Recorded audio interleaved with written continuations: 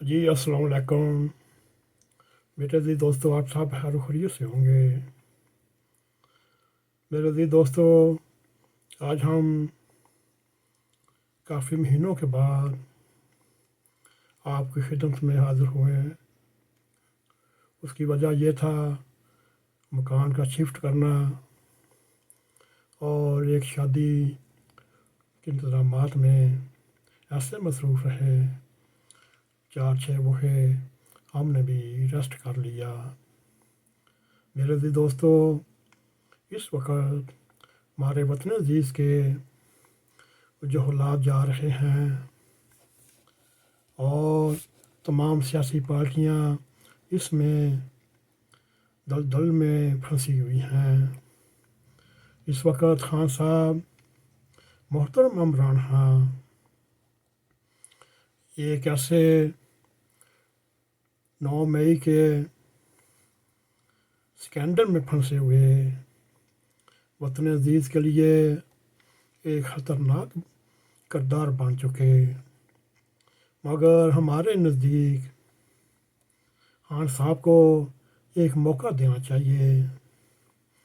وہ موقع آج سے 2-3 دہائیوں پہلے جب جنوبی افریقہ نے آزادی حاصل کی اور پھر ایک نوبل نام یافتہ شخصیت کے صدارت میں ایک ٹروتھ کمیشن اٹھایا گیا۔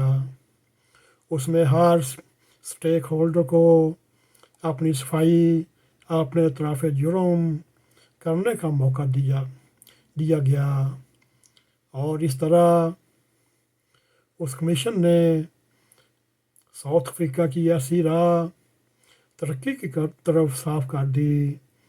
آج ساؤتھ افریقہ دنیا کے 20 ممالک میں شمار ہوتا ہے، جو ان دنوں انڈیا میں G20 کے سربراہی اجلاس کا شور و غوغا ہے۔ ہم بھی یہی چاہتے ہیں پاکستان میں بھی ایک سول سوسائٹی اور سینئر اکابرین کے زیر تمام ایک کمیشن بٹھایا جائے، اس میں ہر شخص کو موقع دیا جائے وہ کمیشن میں آئے، بلکہ کمیشن کو خان صاحب کے ساتھ لمبی نشستیں کرنی پڑیں اور ان کو سمجھایا جائے آپ جس لائن پہ جا رہے ہیں وہ آپ کے لیے بھی خطرناک ہے اور وطن عزیز کے لیے بھی خطرناک ہے، اور ان سول سوسائٹی اکابرین کے اوپر ایک بڑا بورڈ بنایا جائے، وہ خان صاحب کے ساتھ لمبی نشستیں کرے اور ان کو سمجھائے کہ آپ کے سامنے خان صاحب 2 ہی راستے ہیں، ایک انجام یا گناہوں کی معافی مانگتے ہوئے ریاست کی شرائط پر مثبت انداز میں اپنی سیاست کو آگے بڑھائیں، خیالی جھوٹ، انا پرستی، بتان اور وقتی مقبولیت کو اپنی سیاست کو آگے نہ بڑھائیں۔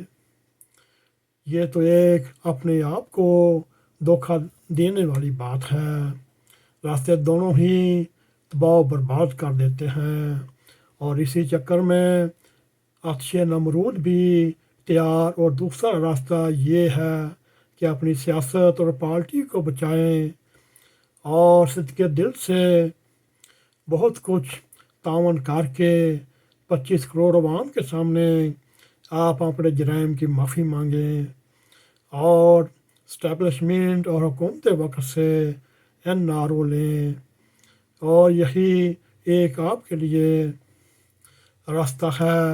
خان صاحب، گناہوں کا اعتراف، صلح صفائی کے لیے راستہ ہموار کریں۔